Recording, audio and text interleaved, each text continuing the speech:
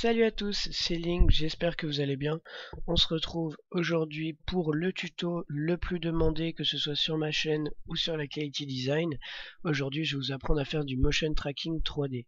Donc tout d'abord, je vais faire une courte définition du motion tracking. Donc le motion tracking, c'est c'est avec ça qu'on écrit le nom des joueurs, de l'éditeur, etc. Sur les cinématiques. Donc j'en ai parlé rapidement dans mon dernier tuto. D'ailleurs, mon dernier tuto, comment faire ses propres cinématiques, est disponible sur YouTube, hein, donc si vous ne l'avez toujours pas vu, allez-y. Il y aura le lien dans la description. Donc voilà, en fait, ça sert à faire un texte dans le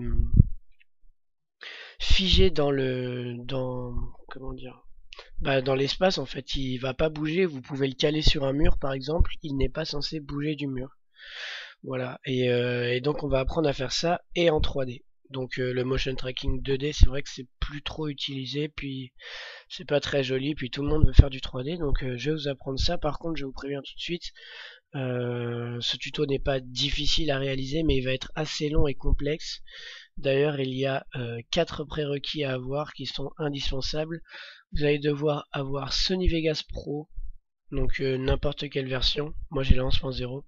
Cinema 4D, R12 ou R13.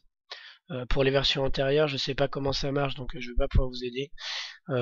Donc Sony Vegas, je pense que vous l'avez. En tout cas, si vous l'avez pas, il suffit de regarder comment le craquer sur YouTube. Cinema 4D, c'est pareil, il est pas très difficile à craquer, mais il est assez long. Parce que le téléchargement est long. Enfin bref, regardez sur YouTube. Je peux pas vous filer de crack ni rien. Allez regarder sur YouTube. Et il vous faut aussi Boujou 5.0. Donc voilà, Boujou 5.0, il est très facile à craquer. Franchement, en 4 minutes chrono, c'est fait. Donc allez voir sur YouTube comment craquer ces 3 logiciels. C'est rapide pour la plupart et c'est indispensable, sinon vous pourrez pas faire le motion tracking 3D. Et il vous faut aussi donc une cinématique, bien évidemment, pour y poser votre clip. Donc moi je vais utiliser la cinématique que j'ai faite dans mon tuto comment faire sa propre cinématique. Voilà, donc chose très importante, il vous faut une cinématique sans fondu. Vous voyez que j'ai pas de fondu au début. Voilà, ni à la fin d'ailleurs. Donc vous comprendrez pourquoi tout à l'heure. Donc la première chose qu'on va faire, une fois qu'on a fait sa cinématique, qu'on l'a rendue avec Sony Vegas, 159 fps, etc., on va créer un dossier spécial pour motion tracking. Donc clic droit, nouveau dossier, hop, je vais l'appeler motion tracking. Voilà. Hop, on va y déposer son clip, donc sa cinématique, moi je l'ai appelé clip. Et on va ouvrir Sony Vegas, donc moi qui est déjà ouvert. Hop là, attendez, ça je vais le fermer, voilà. Et on va y importer son clip. Hop. Donc la première chose à faire, c'est de le rendre en séquence d'images. Donc là vous l'avez déjà en clip vidéo, hein, il est ici. Ce qu'il va falloir faire, c'est la rendre en séquence d'images. Donc pour faire ceci, il va falloir d'abord mettre l'image en 30 fps. Vous voyez ici qu'elle est en 29,970. Donc pour la mettre en 30 fps, c'est très simple. Il suffit d'aller sur Fichier, Propriétés, et ici de supprimer et de mettre 30. Voilà, on vérifie bien que c'est à 30 ici. Vous voyez 30,000. Voilà, c'est bon. On sélectionne tout son clip en faisant un double clic. On fait un rendu en séquence d'images. Donc je pense que vous l'avez compris, vous allez avoir 30 images par seconde, en sachant que ma vidéo fait 12 secondes, ça fait plus de 300 images. Donc vous comprenez pourquoi on a besoin d'un dossier. Donc vous la renommez comme vous voulez, moi je vais appeler ça séquence, donc on va en avoir 300, plus de 300 des images séquences, et vous allez la rendre en séquence d'images. Donc on ferme ça, séquence d'images, où est-ce qu'elle est? Ici. Séquence d'images en PNG. Voilà, c'est très important. Je crois que c'est en PNG, ouais. On va la rendre en PNG. Ensuite, attendez, il faut que je renomme. Hop, séquence. Voilà, séquence.png. Ensuite, on fait parcourir et on va aller sélectionner notre dossier créé tout à l'heure qui est motion tracking. On double-clique, enregistrer, rendre. Voilà, donc je vais faire une pause pendant le rendu. C'est pas un très long rendu, mais il y a quand même plus de 300 images à créer, donc je fais une pause et je vous reprends dès que le rendu est terminé. Resalut tout le monde, le rendu est terminé. Donc voilà, on peut voir ici dans notre dossier motion tracking qu'on a toutes les séquences, donc on commence par la 0, 0, 0, 0, 0, etc. Ça va jusqu'à 360. Voilà, donc comme je l'ai dit, 12 x 30, ça fait bien 360. Donc 12 secondes, 30 images secondes, voilà. Hop, donc on peut fermer Sony Vegas désormais. C'est terminé avec lui, on n'est pas obligé d'enregistrer. Maintenant on va ouvrir Boujou. Donc Boujou 5.0, j'explique rapidement à quoi il sert. Il sert à créer des points de profondeur pour que vous puissiez, placer votre texte ensuite et qu'il soit bien qu'il soit bien là où vous voulez qu'il soit en fait. Hop là, désolé, j'ai mis un petit coup dans le micro. Donc voilà à quoi ça ressemble Boujou. On va d'abord importer notre séquence en appuyant là-dessus sur Import Sequence. Voilà, ensuite on va aller chercher son dossier. Donc pour ceux qui l'ont enregistré sur leur bureau, vous allez sur ces deux points, ensuite le nom de votre donc users.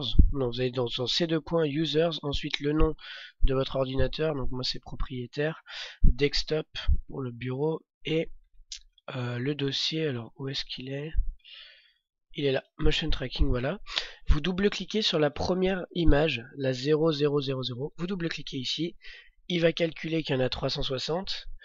Donc la première chose à faire dans framerate, vous allez mettre 30, étant donné que c'est en 30 fps.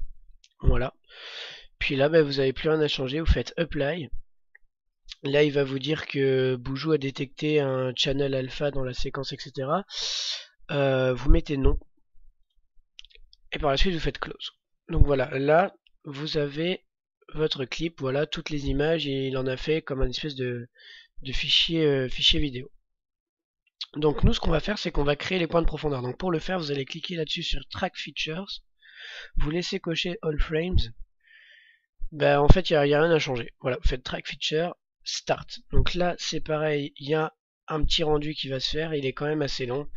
Donc je vous retrouve juste après. Là vous pouvez voir qu'il est en train de créer les points de profondeur. Je vous retrouve juste après le rendu. À tout de suite. Donc me voilà de retour, pardon. Le rendu de Track Features est terminé. On va avoir maintenant un deuxième rendu qui va être un petit peu plus court. Et donc une fois que vous avez fait Track Feature, vous pouvez remarquer que voilà, tous les points de profondeur sont créés, mais c'est super confus, c'est des petites croix. On n'y comprend pas grand chose. Donc on va faire Camera Solve juste en dessous de Track Feature. Là vous laissez tout comme c'est, mais vous allez cocher Optimize Camera Path Smoothness. C'est très important de le cocher. Ensuite vous faites Start, pardon. Donc il y a un deuxième rendu qui se lance, qui est beaucoup plus court, mais bon voilà, ça avance pas quand même super vite, donc je vais vous laisser une fois de plus, et on se retrouve juste après. Voilà, donc le rendu Camera Solve est terminé. On peut voir maintenant que les petites croix se sont transformées en points, donc jaune et bleu. Donc me demandez pas pourquoi il y en a des jaunes et des bleus, je n'en ai aucune idée, mais je sais qu'ils vont être très très importants parce que c'est comme ça qu'on va pouvoir caler notre texte. Donc moi en fait je voudrais le caler ici, donc comme mon deuxième motion tracking. Je sais pas si vous avez vu mon deuxième motion tracking, en fait je vais essayer de le refaire. Voilà, donc je veux le caler ici. Donc pour dessiner l'endroit où on va poser son texte, on va faire Scene Geometry ici. Donc Scene Geometry, ça va déterminer les points que vous allez choisir pour votre texte. Donc vous faites Hardcode from Int. Voilà, en type vous laissez origine, et donc le point d'origine ça va être là où votre texte va commencer. Donc vous pouvez zoomer ici pour vous rendre bien compte de où sont les points. Donc moi voilà, je vais le faire commencer ici. Donc je clique sur le point et je fais Connect to Selected. Ensuite on refait Hardcode from Int, et cette fois-ci on va pas laisser origine, voilà, je vais mettre comme ça, on va prendre X-axis, donc l'axe X, donc pour ceux qui font un peu de maths, l'axe X c'est l'axe horizontal, pardon. horizontal, donc l'axe horizontal que va avoir votre texte. Donc il va falloir prendre 2 points à peu près en face. Donc ben, moi je vais prendre le même point que mon point d'origine. Normalement il faudrait essayer de prendre un point différent. Faudrait essayer de pas prendre les mêmes points à chaque fois, mais bon, allez, tant pis, je vais en prendre un. Et pour en sélectionner un deuxième, il faut rester appuyé sur CTRL et sélectionner l'autre. Voilà, donc je prends celui-là. Ces 2 points sont bien en face. Connect to selected. Ok, je remets en plein écran. Voilà, on refait une dernière fois hardcode from int, et cette fois-ci on va prendre l'axe Z qui est l'axe de profondeur. Donc là c'est très important, ça va déterminer comment notre texte va être, et c'est pour ça, il y a quelqu'un sur la quality design qui m'a demandé un tuto là-dessus et qui m'a dit que sa coccinelle était toujours à l'envers. Donc je vais vous expliquer ce que c'est après. En fait, une fois qu'on a dessiné nos points, on peut ajouter une coccinelle qui est donc le logo de Boujou, qui nous permet de savoir si notre texte est bien placé ou pas en fonction de la position de la coccinelle. Et il y en a un qui me disait que sa coccinelle était toujours à l'envers. Et bien c'est à cause de l'axe Z. Donc normalement l'axe Z, il faut prendre un point au premier plan et un point au second plan, donc assez profond en fait, assez loin. Cependant, cette technique, elle marche que sur des zones bien plates. Vous voyez par exemple, je vais essayer de vous trouver un exemple. Voilà, si par exemple je voulais mettre mon texte là, ici, si je voulais le placer ici, ça aurait été très simple, j'aurais pris ce point-là et ce point-là. Comme ça, j'aurais un point au premier plan et un point au second plan, ça aurait marché. Sauf que là, moi je veux le mettre ici et j'ai pas de point au premier plan. Si à la limite j'ai celui-là et celui-là au second plan, sauf qu'il va suivre quand même cet axe. Il faut que ce soit un axe qui soit bien droit en fait. Là ça monte, du coup la coccinelle va adopter cet axe. Donc je vais vous montrer, je vais faire l'erreur pour vous. Je clique ici, je reste appuyé sur CTRL, je fais ça, Connect to Selected. Une fois qu'on a choisi tout ça, il faut faire Update Chord Frames plusieurs fois. Voilà, juste 2-3 fois. Ensuite on fait Close et on peut faire Add Test Object. Voilà. Donc là on voit que la coccinelle, elle n'est pas bien droite. Il faut qu'elle soit comme ça. Et là on voit le boujou en dessous, le boujou. Donc ça veut dire que votre texte va être complètement à l'envers. Donc attention à ne pas faire l'erreur. Hein. Moi la première fois que je fais un motion tracking, mon texte, ma coccinelle était complètement à l'envers. Et je voyais le boujou bien droit. Donc je pensais que c'était bon, mais non. Ce qu'il faut voir, c'est bien la tête de la coccinelle comme ça. Donc on fait Delete. On refait une scene géométrie, et on va modifier Z-axis. Donc on fait delete sur Z-axis, on refait hardcode from int, Z-axis, et on va prendre, je sais pas, par exemple, juste ce point-là. On va en mettre qu'un cette fois-ci, connect to selected, update. Voilà, il faut jouer un peu avec ça. Même moi, je sais pas exactement ce qu'il faut prendre. Voilà, là déjà c'est mieux. Là au moins notre texte commence à être droit. Donc on va encore bouger ce point Z. Hein. Faut vraiment jouer avec. J'ai pas de technique précise à vous donner pour que ça marche. Je sais pas, on va mettre celui-là. Connect to selected. Hop. Non, ça fait toujours pareil. Hop. On va prendre celui-là. Non, on l'a déjà pris tout à l'heure. Bon, on va prendre, je sais pas, celui-là. Connect to selected. Update machin. Ah, ça fait toujours pareil. C'est peut-être, dans ce cas, c'est peut-être l'axe horizontal. Je sais pas. On va peut-être essayer de prendre un autre axe horizontal. Enfin bref, ça, il faut jouer avec. Honnêtement, j'ai pas de technique précise à vous donner. C'est vrai que c'est un peu chiant. Au pire, on va essayer de le mettre là. On va essayer de mettre son texte là plutôt. Connect to selected, voilà. Ensuite, l'axe Z, ça c'est bien. Non, l'axe X c'est bien. Et l'axe Z, on va mettre un point au second plan. Je sais pas, moi, on va mettre celui-là. Voilà, connect to selected. On va voir ce que ça donne. Voilà, là c'est pas mal. Là, honnêtement, c'est pas mal. Donc là, vous allez pouvoir regarder ce que ça va faire. Ça va faire comme ça.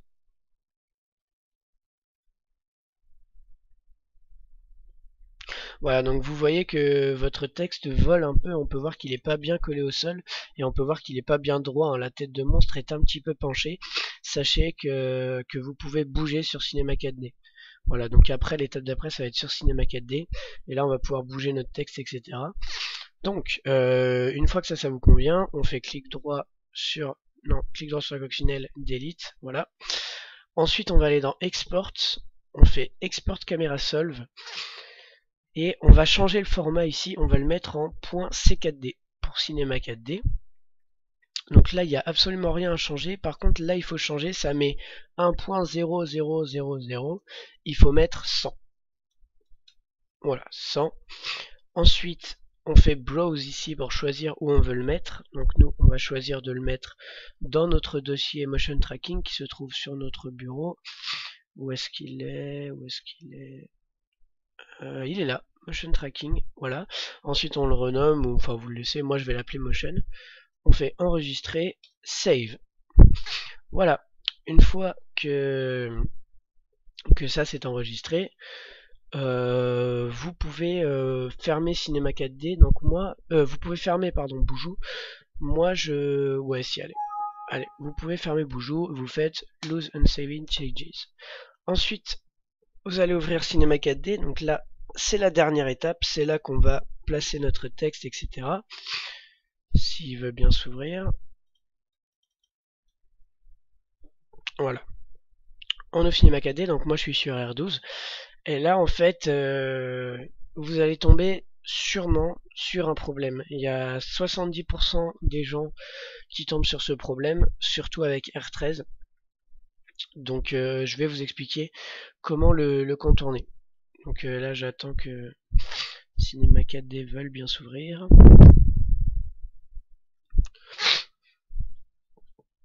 Voilà.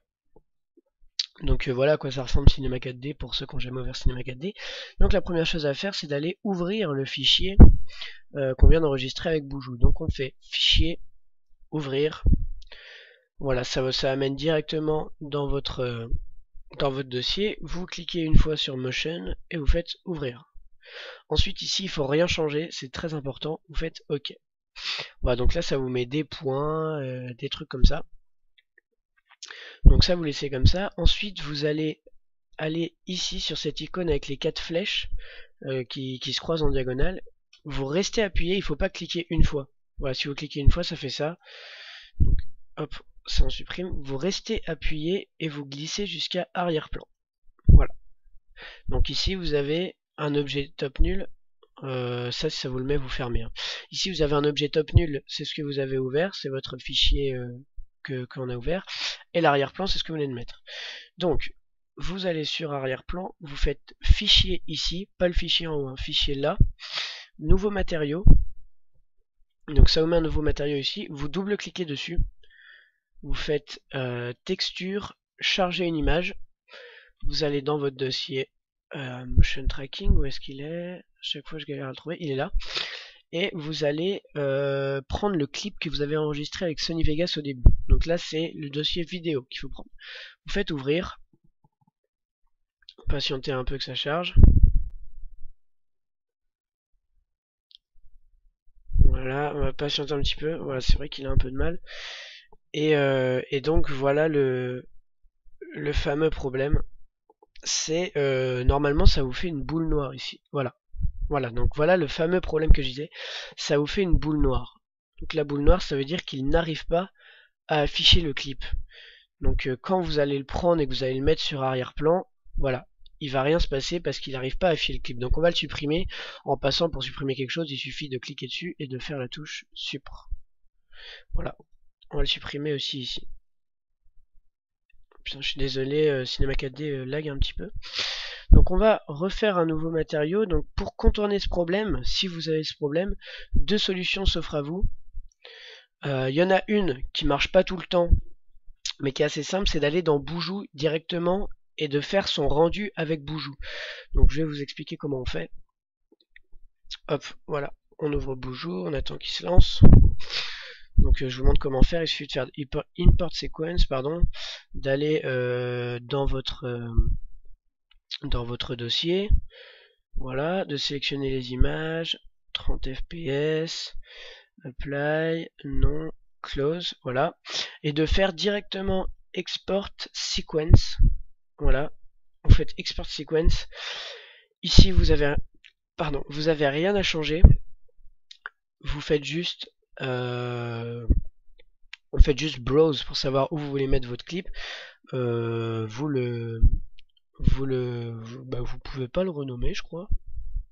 Apparemment pas le renommer. Ah si, bah si. Si, quand vous faites browse, voilà, vous pouvez le nommer ici. Voilà. Et vous utilisez ce clip dans Cinema 4D. Il est possible que ça marche pas. Moi personnellement, ça ne marche pas. Donc là, vous avez par exemple le fichier que vous venez d'enregistrer avec Cinema 4D, et quand vous chargez l'image, vous choisissez ça. Donc il est possible que ça ne marche pas. Je vais vous montrer une technique qui marche à coup sûr.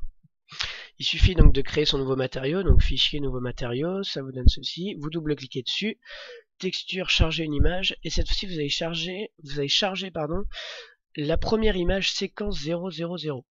Vous la chargez, voilà, cette fois-ci ça marche, vous n'avez pas une boule noire, sauf que vous voulez tout.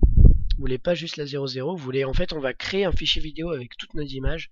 Donc il suffit de cliquer ici sur Sequence, Sequence 000, enfin le nom de votre truc, d'aller dans Animation et de faire Calculer. Voilà, là on passe de 0 à 360, il a mis toutes les images, vous pouvez fermer et glisser ce truc dans arrière-plan. Voilà, donc ici vous pouvez bouger et vous voyez que les trois flèches, donc les trois axes, ce sont là où va être votre texte. Donc vous vous mettez en face de là où votre texte est censé être. Voilà, donc vous vous déplacez comme ça. Voilà, là on va dire que je suis en face. Vous allez aller dans MoGraph, vous tapez mot texte, et voilà, mon texte est complètement raté. Il est à l'envers. Bon, c'est pas grave, on va le déplacer. Donc vous pouvez déplacer votre texte dans Cinema 4D. C'est pas très conseillé, mais du moment que vous le déplacez pas across the map, ça devrait marcher. Donc on va cliquer ici pour le faire rotationner. Je sais que ça ne se dit pas. Voilà, on va le mettre bien droit. Ici, on va le caler, hop, comme ça. On va réduire sa taille, comme ceci. Voilà. Et là, on peut cliquer sur cette icône pour voir ce que ça donne. Voilà, donc on peut voir, oups, je vais le remettre comme j'étais avant. Voilà, on peut voir qu'il n'est pas bien collé au sol. Donc je vais juste le descendre un tout petit peu, histoire qu'il soit collé au sol. Voilà, là il m'a l'air... Ah non, il faut que je le recule un petit peu, donc pour ça je vais le rétrécir. Non, en fait ça change rien de le rétrécir, je suis con. Comment je vais faire? Oui, je vais utiliser cet axe-là. Voilà, vous pouvez utiliser que des axes, hein. Il suffit de cliquer par exemple sur cette flèche là, et vous pouvez le bouger que à gauche ou à droite. Donc voilà ce que ça donne. Voilà, là on va dire qu'il est à peu près collé au sol. Ensuite, on va cliquer sur mot texte. On va écrire ici ce qu'on veut. Donc moi, je vais écrire link. Voilà. Ensuite, vous allez choisir votre police. Donc vous allez dans police. Hop. Donc là, vous choisissez ce que vous voulez.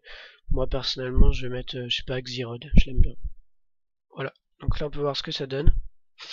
Donc voilà ce que ça donne. On peut voir rapidement si... Ah non, on peut pas voir vraiment ce que ça donne. Enfin bref. Voilà. Donc moi ça donne ça à peu près, donc il va pas être très réussi, mais j'ai pas envie de perdre de temps, je fais ça juste pour le tuto. Ensuite je vais vous montrer rapidement comment changer de couleur le texte. Donc il suffit de faire fichier, nouveau matériau. Ce nouveau matériau on va le glisser sur mot texte. Et ensuite il suffit de double cliquer dessus. Et là vous pouvez changer la couleur, donc moi je vais mettre une couleur que j'aime bien. Ici je mets 3, ici je mets 155, et là 186. Voilà, donc ça donne ça.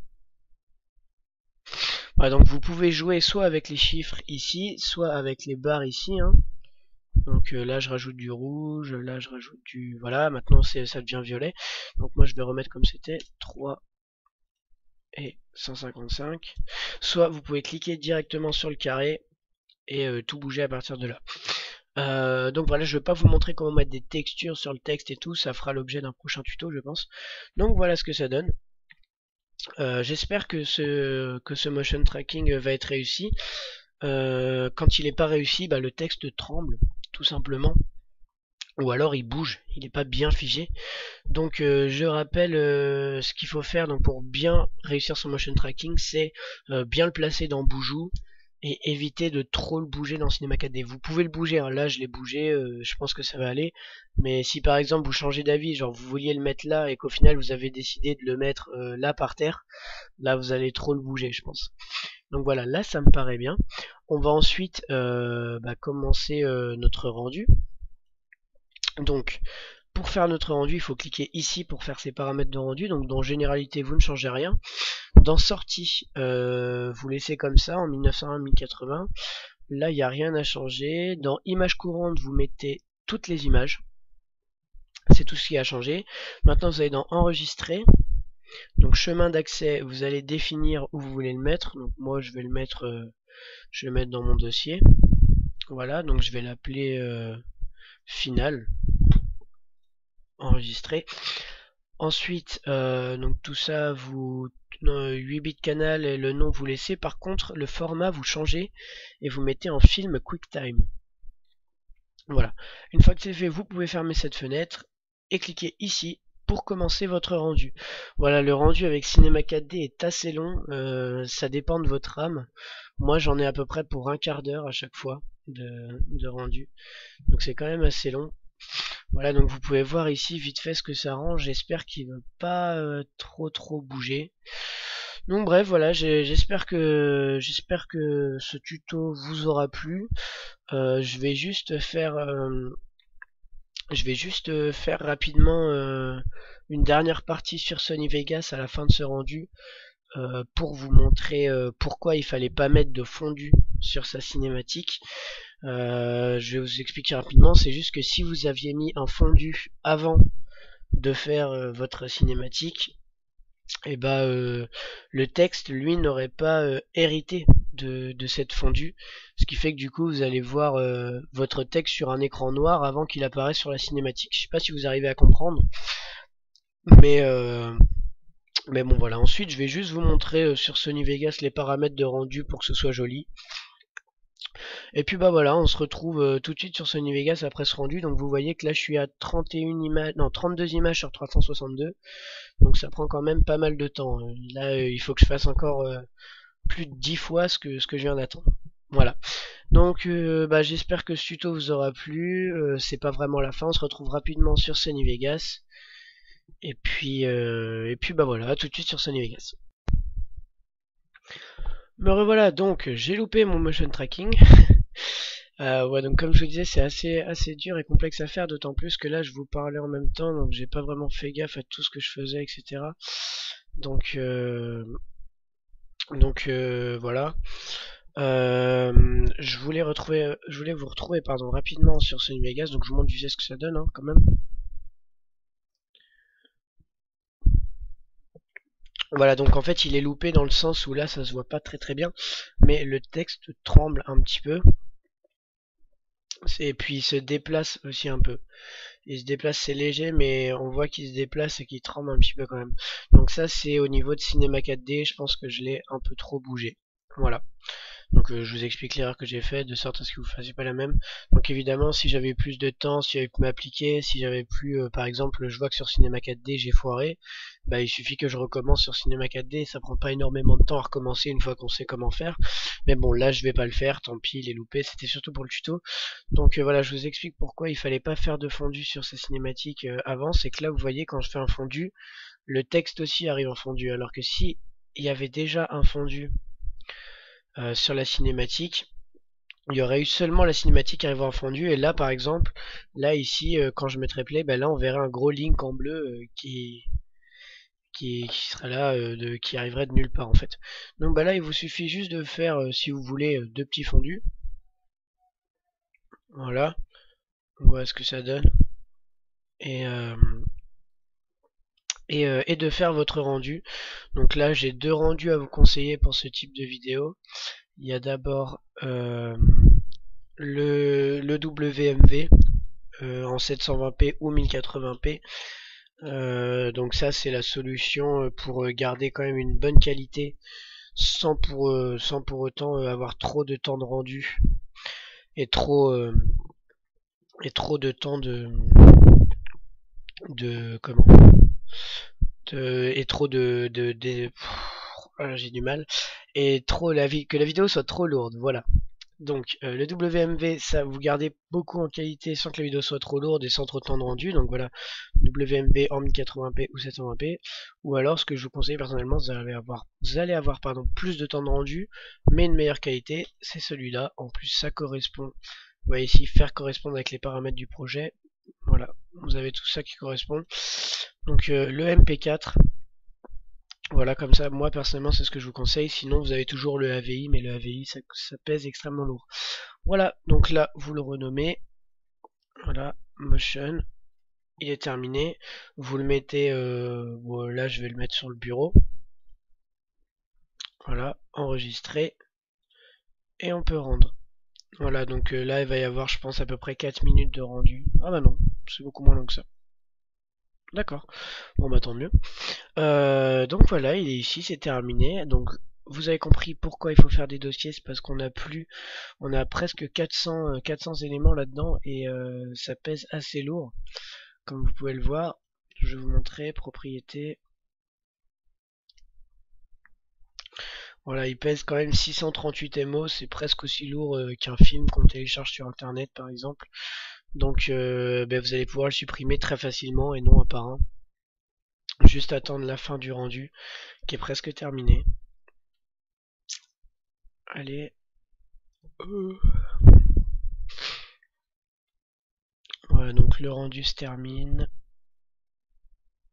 Ok, le rendu est terminé, on n'est pas obligé d'enregistrer. Voilà notre motion, ça, on supprime, on supprime, on supprime. Hop, vider la corbeille. Et voilà, vous avez votre motion tracking. Donc je vais regarder vite fait ce qu'il donne. J'espère que ça va pas bugger vu que là j'enregistre avec Fraps. Donc voilà, on va voir vite fait ce que ça rend. Si VLC veut bien. Donc voilà ce que ça donne. J'espère que ça vous aura plu. Donc celui-là est raté, hein, je le cache pas, il est raté. Comme vous voyez, il est bien au début. Et à partir de là, il commence à se déplacer, puis à s'élargir, bref.